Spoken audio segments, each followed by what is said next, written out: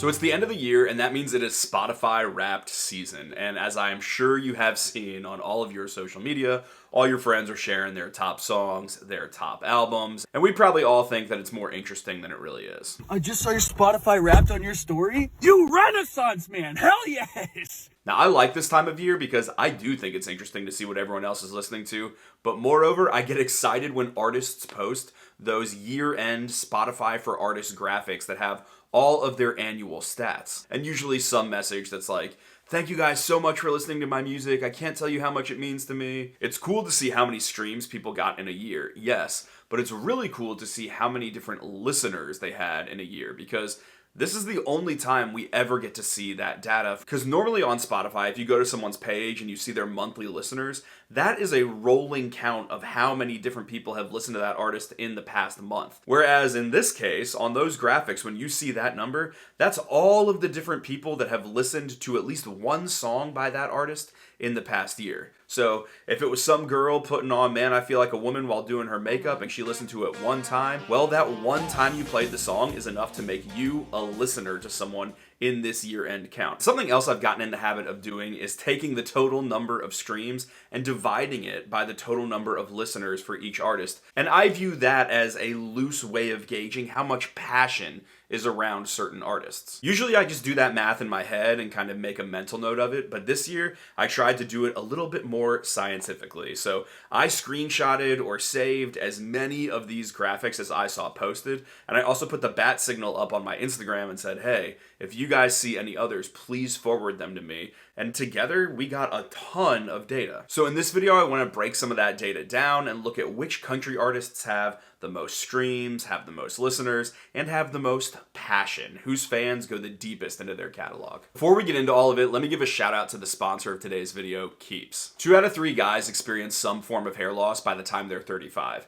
And Keeps offers clinically proven and research-backed treatments to help stop hair loss and improve hair growth. And what's great about Keeps is just the ease of the process. You don't have to go to the doctor, you don't have to wait in a long line. You can just do everything online. They have prescribers and doctors that you can meet with, and you can get recommended treatments for you, and they're sent right to your door. And it's great because once you've started the process of making your hair goals a reality, you get a year of unlimited messaging with your prescribing professional, and they've got all these medical advisors and specialists that can just be a resource for you at any time. Because obviously there's not a one-size-fits-all treatment. We all got different goals. So whether you're looking to prevent hair loss or stimulate hair growth or just take better care of what you have, Keeps has something for you. It's super easy to subscribe, and you'll always get reminders, so you'll never run low on what you need. Hair loss stops with Keeps. So to get 50% off your first order, go to keeps.com/GradySmith, or you can click the link in the description.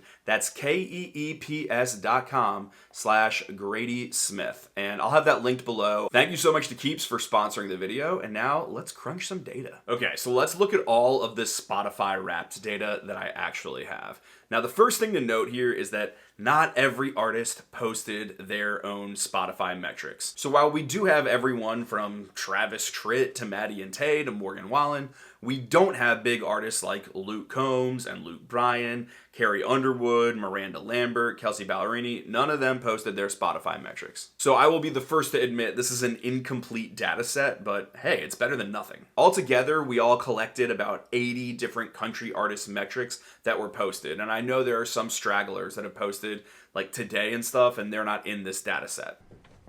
You're late.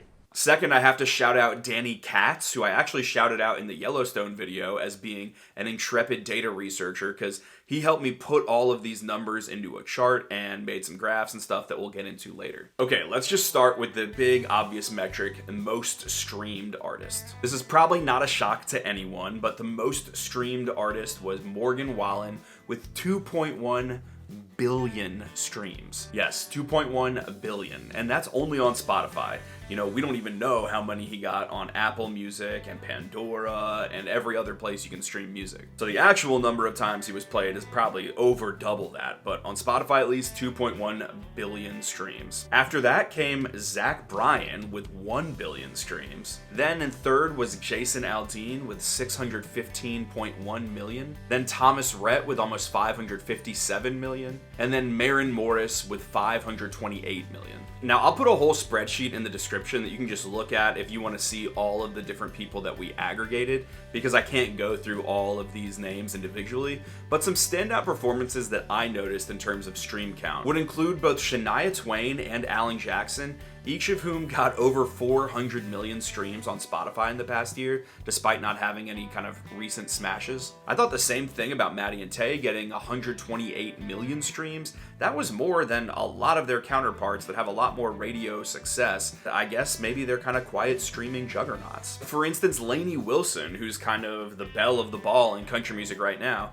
she finished with around 81 million streams for the year, which is amazing. It's nothing to shake a stick at, but you look at Maddie and Tay and you're like, damn, you got almost 50 million more. But yeah, anyway, there's a lot of different artists and a lot of streams. I would recommend going and looking at that chart. When it came to who had the most listeners, things looked a little bit different. And just to remind you, the number of listeners an artist has is how many different people listened to at least one of their songs in the past year. Now, at the top of this list by a long shot is Maren Morris with 54.3 million listeners, which is likely due to the fact that not only is she on a lot of big country playlists, but the success of her song The Middle and The Bones getting a lot of crossover pop play puts her on a whole different category of playlists on the platform too. Second place in listeners was Shania Twain with 46.9 million. In third place was Morgan Wallen with 36.5 million listeners. In fourth place was Thomas Rhett with 31.2 million. And in fifth place was Elle King with 25.7 million. It's worth noting that all 5 of those artists have a lot of crossover appeal,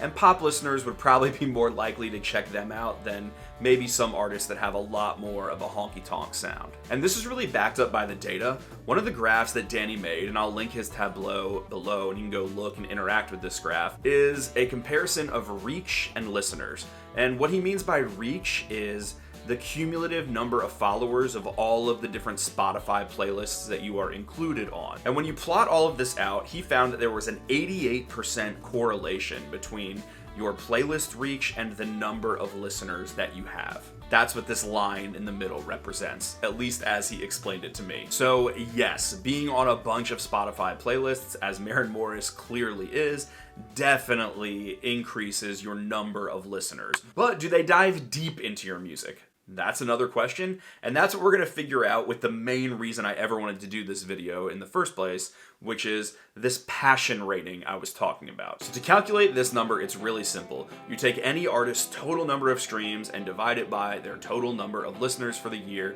and that will get you a metric that I'm calling the passion rating, but it's simply streams per listener. And just to give you a baseline right off the bat, let's start with the very middle of the chart. The very median result is Shania Twain. She had 417.1 million streams, 43.6 million listeners, which means that her average number of streams per listener was 9.6. So on average, every person that listened to Shania Twain listened to 9.6 songs. And that metric is consistent with what I found for a lot of stars. I would say around like the 8 to 10 range is where the majority of just sort of established, but maybe not currently the buzziest stars lived. Notable people in that range were Ingrid Andress, she got 8.1 streams per listener. Dylan Marlowe was at an 8.4. Lainey Wilson was at 8.9. Parma Lee and Travis Tritt were both at 9. Maren Morris was at 9.8. Darius Rucker was at 10.2. The people underneath it, I really don't think this means that they're like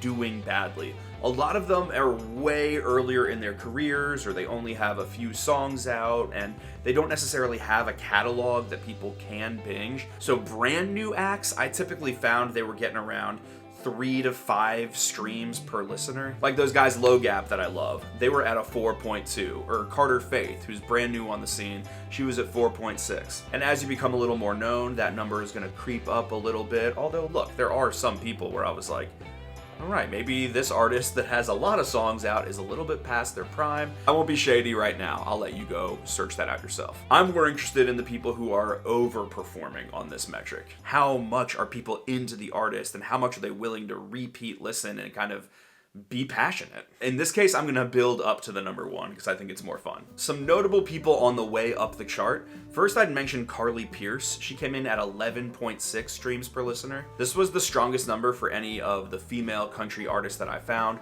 Although, granted, No Carrie, no Miranda, no Ashley McBride, no Kelsey. Still, it is a sign to me that Carly fans do go deeper on Carly. And regardless of how you feel about Taylor Swift being a country artist, geez, do I wish she would have posted her results, because I feel like she probably has the highest passion metric across all genres. Ernest came in at a pretty strong 13.2. Oh yeah, and speaking of Ernest, I gotta give him a shout out because he bought one of the Just Doing What We Do shirts, which was basically inspired by his line, "We do what we do and it does what it does," and what it's come to. So shout out to him for having a great sense of humor. And also, I literally am deciding this right now. I'm gonna make a code in my store and I'll do 40% off any remaining merch. If you use the promo code EARN40, ERN40, I'll do that. And hopefully you'll get it by Christmas, but I can't make any guarantees. Our boy Charles Wesley Godwin came in at 13.5, which is very impressive because when you just look at the total number of streams, like, he is dwarfed by everybody around him. He got 20 million total streams, but it came from a very passionate 1.5 million people. A lot of mainline artists have some pretty dedicated fan bases, whether it's Old Dominion or Chris Young or Jordan Davis. They were all in the teens. 10th place was Ian Munsick with an average of 17.2 streams per listener, which for a dude with no radio hits, very impressive. Then came Alan Jackson with 17.5. Then came Kid G, who I've honestly never listened to a Kid G song, also with 17.5. I don't even know if he's country. Let's not get into it right now. Then came Thomas Rhett with 17.6. Then came Bailey Zimmerman out of the gate with 18.6 streams per listener, and that dude hasn't had that much music to stream, and his freaking album just came out, so that's very impressive. Top 5, things get really interesting. There's a big jump to Jason Aldean, who has an average of 25.1 streams per listener. Then you had Cody Johnson, who had 27.7 streams per listener. Then this one shocked me. Jelly Roll was in third with 31.5 streams per listener. Y'all know my personal taste is not like so much in the hip hop world, and so I've not ever dove into Jelly Roll's music. I've obviously heard Son of a Sinner, but good gracious, his fans must go ham for him. At number 2 was Zach Bryan, another guy whose fans go ham for him.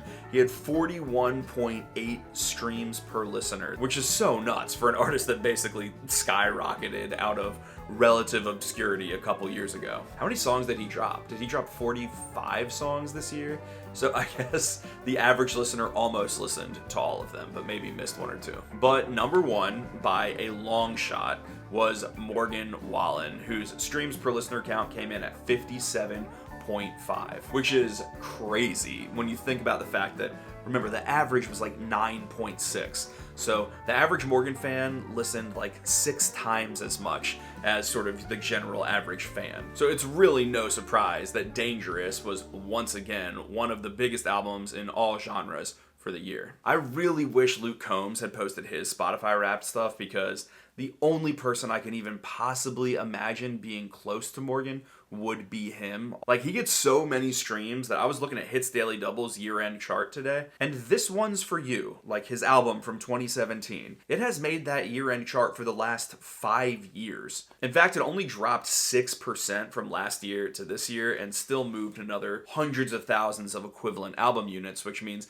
people are just streaming the crap out of his old stuff. It would not shock me if he is maybe in between Zach and Morgan. And by the way, that's just something else I've noticed. I feel like these catalog albums in the streaming age, it's almost like people are becoming release date agnostic, and we are just seeing albums like This One's For You continue to be a juggernaut, or Dangerous just have 2 years of being the top dog. It's kind of like Taylor Swift's Folklore, even old songs like Meghan Trainor's Title, or World's Smallest Violin by AJR. In the streaming era, they just get resurfaced. So I think this is super interesting to look at, because obviously you look at someone like Maren Morris and she's got incredible reach. A lot of different people listen to her at least a little bit. And so she's got almost 20 million more listeners than Morgan has, and yet Morgan's got like 4 times the streams. And I'm not just trying to compare them because, you know, the feud or whatever. Anyway, to me, this is interesting, and I think it's a useful metric. I assume,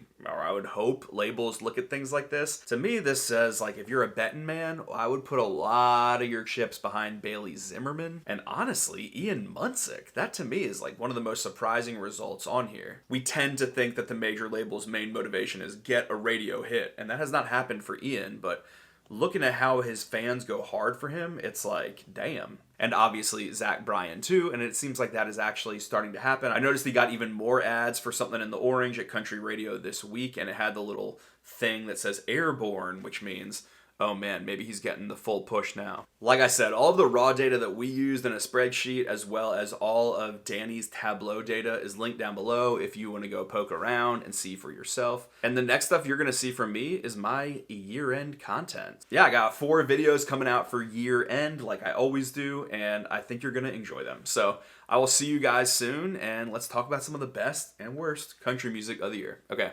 bye y'all.